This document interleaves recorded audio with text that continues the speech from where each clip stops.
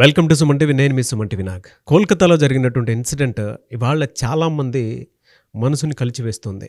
అయితే అదొక డాక్టర్ సమస్యగానో మీరు చూడాల్సినటువంటి అవసరం లేదు. ఒక మహిళ సమస్యగా మాత్రం చూడాల్సినటువంటి బాధ్యత అందరికీ ఉంది. తల్లి, చెల్లి, అక్క అనేటువంటి బాంధవ్యాలతో పెరుగుతున్నటువంటి ప్రతి మగాడి సమస్య కూడా ఇదే అని మనం భావించాల్సినటువంటి అవసరం కూడా ఉంది. చనిపోయింది ఒక డాక్టర్ అనేటువంటి విషయం కానీ, ఒక్కొక్క యాక్టర్ అనేటువంటి విషయం కానీ చూడకుండా ప్రతి ఒక్కరూ ఒక మహిళ చనిపోయింది అనేటువంటి విషయాన్ని గుర్తించాలి. ఇక్కడ మనం ఇవాళ ఇప్పుడిప్పుడే బయటకు వస్తున్నటువంటి ఆడవాళ్ళు ఉద్యోగం చేస్తున్నటువంటి ప్లేస్లో కొంతవరకైనా సరే ప్రొటెక్షన్ ఉంటుంది అనుకునేటువంటి ఆలోచనతో బయటకు వస్తున్నారు. కానీ కలకత్తాలో జరిగినటువంటి ఇన్సిడెంట్ ఒక సెమినార్ హాల్, కాలేజ్లో ఉండేటువంటి ఒక సెమినార్ హాల్లో జరిగింది. అంటే అక్కడ భద్రత ఉందా లేదా అనేటువంటి విషయాన్ని మనం చాలా లోతుగా విశ్లేషించాల్సినటువంటి అవసరం, ఆలోచించాల్సినటువంటి అవసరం చాలా ఉంది. ఇవాళ ప్రతి ఒక్కరు ఈ వీడియో చూసేటువంటి వాళ్ళు వీడియో పూర్తిగా చూసి అందరికీ షేర్ చేయండి. ఇది మన అందరి సమస్య. ఎందుకంటే ఉద్యోగం చేసేటువంటి ప్లేసుల్లోనే భద్రత లేదు అనంటే, మనం ఇళ్లలో నుంచి ఆడపిల్లని బయటికి పంపించాలి అనంటే ఎంత ఆలోచించాల్సినటువంటి అవసరం ఉందో ప్రతి ఒక్కరూ ఇక్కడ గమనించాలి. అండ్ ఇంకొకటి, సెమినార్ హాల్లోనే జరిగింది. రేపు కాలేజ్, స్కూల్ అటువంటి ప్లేసుల్లో కూడా జరిగే అవకాశం కూడా ఉంటుంది. ఎందుకు ఇటువంటి విషయాన్ని మనం చిన్నగా చూడాలి?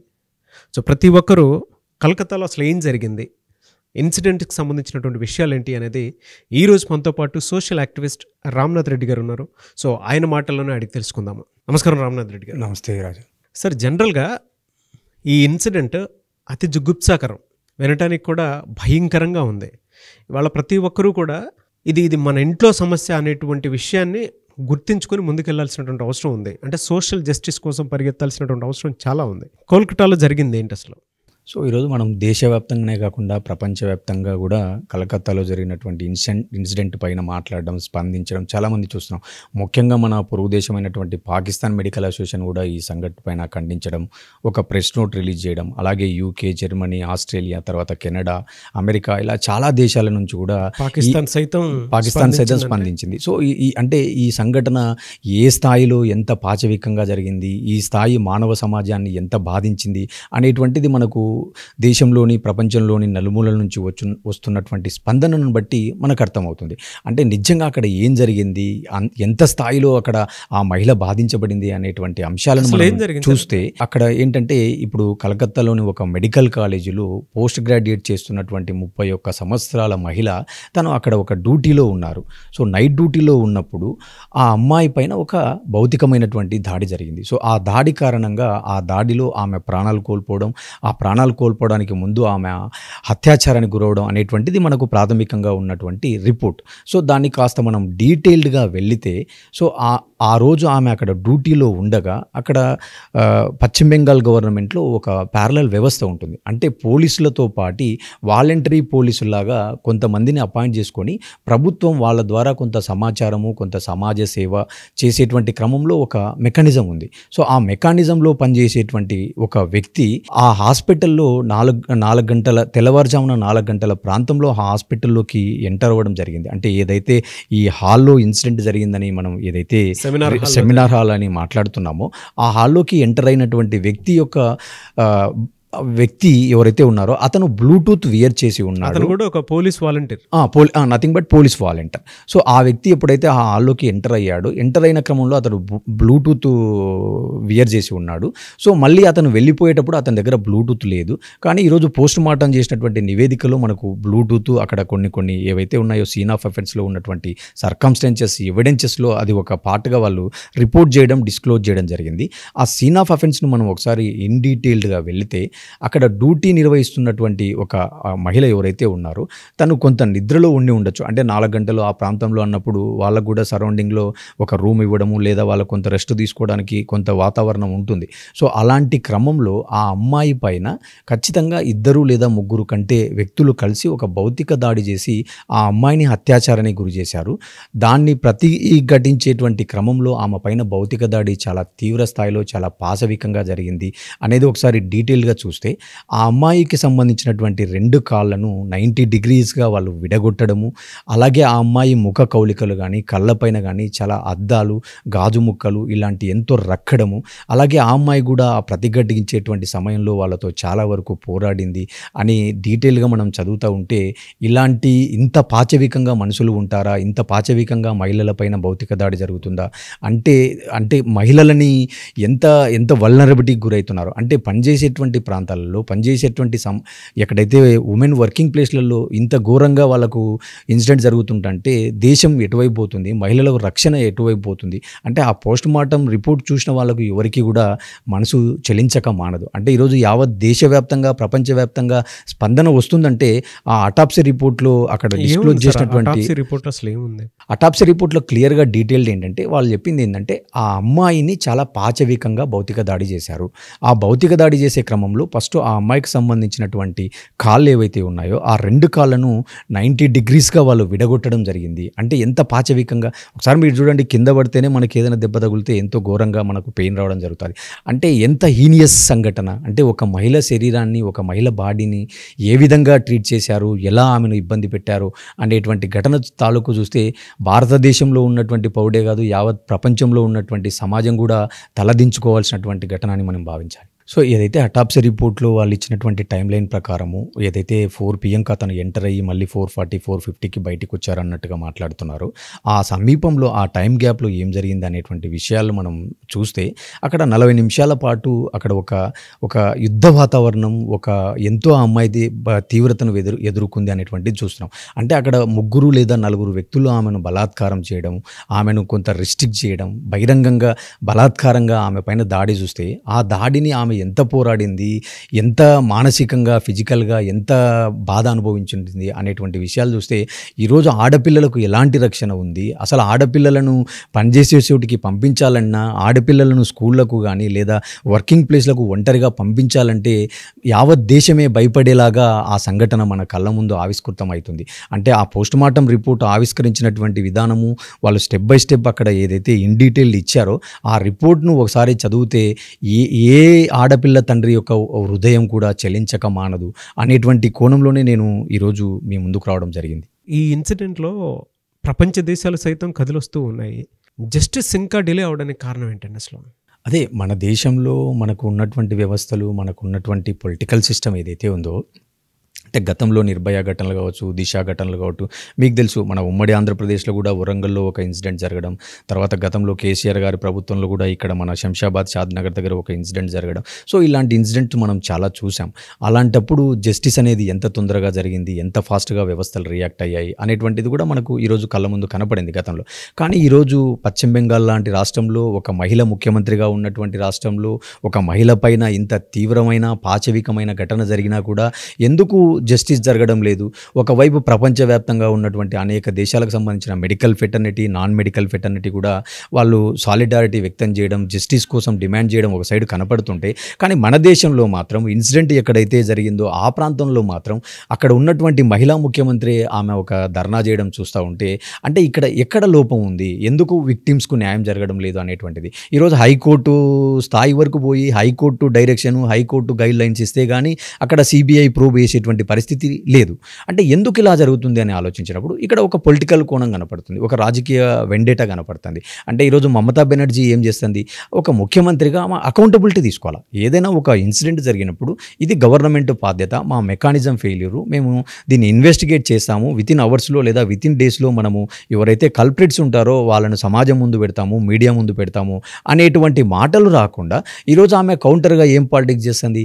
మీరు హత్రాస్లో ఘటన జరిగినప్పుడు ఏం చేసినారు, మీరు మణిపూర్లో జరిగినప్పుడు ఘటన ఏం చేసినారు, లేదా మీరు అస్సాంలో ఘటనలు జరిగినప్పుడు ఏం చేశారు, మీరు ఎన్ని టీంలను పంపించారు, మీరు ఎంత తొందరగా జస్టిస్ని ఫైండ్ అవుట్ చేశారని చెప్పి కౌంటర్గా ఆమె బీజేపీ ప్రభుత్వాలను కానీ బీజేపీ రాష్ట్రాల్లో ఉన్న ముఖ్యమంత్రులను ప్రశ్నిస్తుంది తప్ప, ఒక మహిళా ముఖ్యమంత్రిగా నా రాష్ట్రంలో ఒక మహిళ పైన అందరూ సమాజంలో ఇంత వ్యవస్థలో ఇంత ఇన్సిడెంట్ జరిగినప్పుడు దానికి న్యాయం ఎలా చేయాలని ఆలోచించకుండా ఆమె అకౌంటబిలిటీ పరంగా జీరోగా ఉంటూ ఆమె అంత బ్లేమ్ గేమ్ ఆడడమే కనపడుతుంది తప్ప ఆమె విక్టిమ్స్ను ఆదుకోవడం కానీ వాళ్ళపైన సత్వరమైనటువంటి న్యాయం చేస్తాను అని చెప్పి ఆమె ఏ రకంగా మాట్లాడడం లేదు. ఇది ఒక రకంగా చాలా బాధాకరం. అంటే ఒక మహిళ అయ్యిండి ఒక మహిళకు జరిగినటువంటి అన్యాయం పట్ల ఆమె ఒక ఫాస్ట్ ట్రాక్ వేలో, చాలా స్ట్రింజెంట్ వేలో, చాలా ప్రాగ్మాటిక్ వేలో వెళ్లకుండా ఆమె దీన్ని పొలిటిసైజ్ చేయడం అనేటువంటిది చాలా బాధాకరం.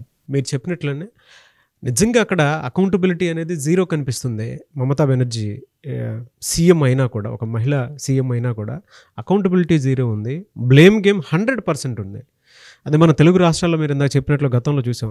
రాజశేఖర రెడ్డి గారు కానివ్వండి, లేదంటే మన కేసీఆర్ గారు కానివ్వండి, ఈ ఇన్సిడెంట్స్ జరిగినప్పుడు ఈవెన్ సజ్జనార్ గారి సపోర్ట్ తోటి జరిగినటువంటి ఇన్సిడెంట్స్ మనం చూసాం. ఎలాంటి జస్టిస్ జరిగింది అనేటువంటి విషయాన్ని. అంటే సమాజంలో ఒక మహిళ పైన ఎంత పాచవికమైన దాడి జరిగినప్పుడు సమాజంలోని అనేక వర్గాల నుంచి కొంత ప్రొటెస్ట్ రావడము, వాళ్ళు ధర్నాలు చేయడము, దీక్షలు చేయడంతో సో ప్రభుత్వంలో కూడా కొంత చైతన్యం, కొంత కదలిక రావడం, ప్రభుత్వం కూడా దాని తగ్గట్టుగా కొంత స్ట్రింజెంట్ యాక్షన్స్ తీసుకోవడం మనకు కనపడ్డాయి.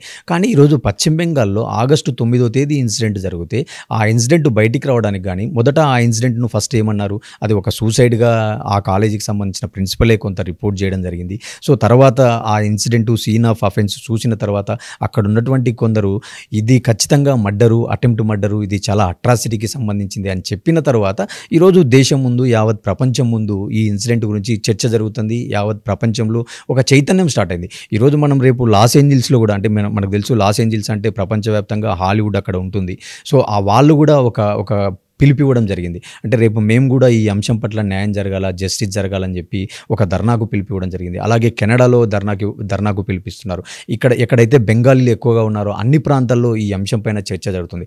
నేనేమంటానంటే దీన్ని ఏదో ఒక పశ్చిమ బెంగాల్లో ఒక ఇన్సిడెంట్కు చూడకుండా ఒక మహిళ పైన జరిగినటువంటి దాడిగా, మహిళలకు రక్షణ ఏ విధంగా మన దేశంలో ఉంది, మహిళలు రేపు ఎక్కడైనా పని చేయాలంటే వాళ్ళకు కొంత మంచి కండుసివ్ వాతావరణం ఉండాలి. నేను ఇంకా మీకు ఒక విషయం చెప్తాను. ఈరోజు మన దేశంలో ఉమెన్ రిజర్వేషన్ బిల్ అంటున్నారు, ఉమెన్ ఎంపవర్మెంట్ అని అంటున్నారు, ఇట్లా ఎన్నో చట్టాలు తెస్తున్నారు. కానీ ఈ ఇన్సిడెంట్లు మాత్రం జరగకుండా ఎవరు ఆపలేకపోతున్నారు.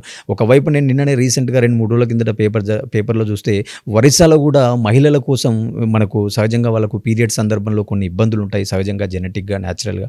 సో అలాంటి వాటికి కూడా అఫీషియల్గా వాళ్ళు లీవ్స్ ఇవ్వడం నిన్న రీసెంట్గా ఒరిస్సాలో చట్టం చేయడం జరిగింది.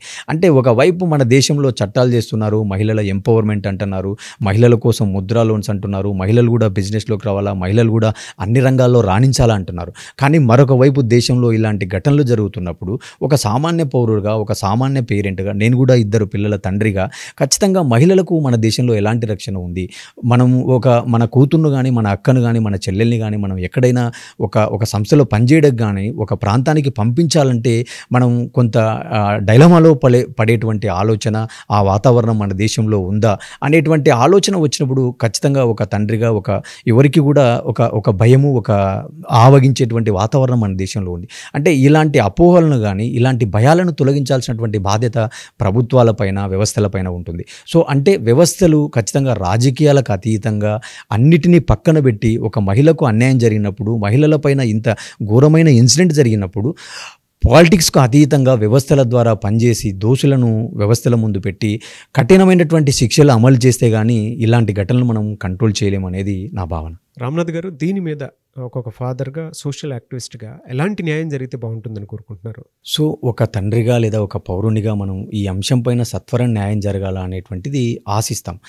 గతంలో కూడా మన 2 తెలుగు రాష్ట్రాల్లో మనం చూసాం. ఆ రోజు వరంగల్ ఇన్సిడెంట్ కానీ, శంషాబాద్ ఇన్సిడెంట్లో ఆ రోజు ఉన్నటువంటి ప్రభుత్వాలు, ఆ రోజు ఉన్నటువంటి ముఖ్యమంత్రులు ఎంత స్థాయిలో యాక్షన్ తీసుకోవడము, ఎంత డెసిసివ్గా వెళ్ళడము, అక్కడ ఇన్సిడెంట్ జరిగిన వెంటనే అక్కడ ఎన్కౌంటర్ క్రమంలో అధికారులకు బాధ్యతలు ఇవ్వడం, ఇలా ఒక సంఘటన మనకు ఎగ్జాంపుల్గా వాళ్ళు రోల్ మోడల్గా సెట్ చేయడం జరిగింది. సో అలాంటి సత్వర న్యాయం మిగతా రాష్ట్రాల్లో ఎందుకు జరగడం లేదు అనేటువంటి ఆలోచన కూడా ప్రజలు ఒకసారి చేయాల్సి ఉంటుంది.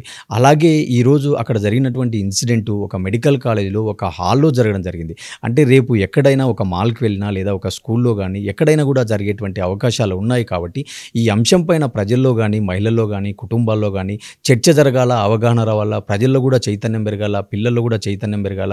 అంటే ఎలాంటి చట్టాలు ఉన్నాయి, మహిళలకు ఏదైనా ఒక ఇబ్బందికరమైన వచ్చినప్పుడు ఇన్సిడెంట్ రిపోర్ట్ రిపోర్ట్‌గా మనం ఎవరిని సంప్రదించాలా? సో, ఇలాంటి అంశాలపైన బలమైనటువంటి చట్టాలు, బలమైనటువంటి అవగాహన జరగాల అనేటువంటిది నా భావన.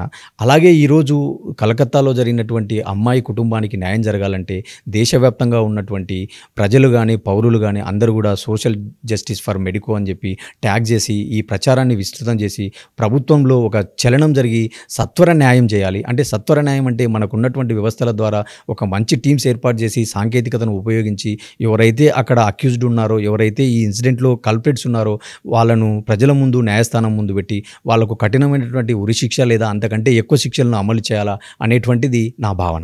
నిజమండి. అంటే ఇవాళ మీరు చెప్పిన దాని ప్రకారం ప్రపంచ దేశాలు సైతం కదిలొచ్చి దీని మీద మాట్లాడుతూ ఉన్నారు. అంటే ఒక విమెన్ ఎంతటి ప్రాబ్లమ్స్‌ని ఫేస్ చేస్తుందో బయటకు వచ్చేటప్పుడు అనేటువంటి విషయం గుర్తించడానికి, చెప్పడానికి ఇంతకంటే బెస్ట్ ఎగ్జాంపుల్ ఇంకొకటి ఉండదేమో. పబ్‌లోను, పార్క్‌లోను లేదంటే ఇంకెక్కడో జరగలేదు.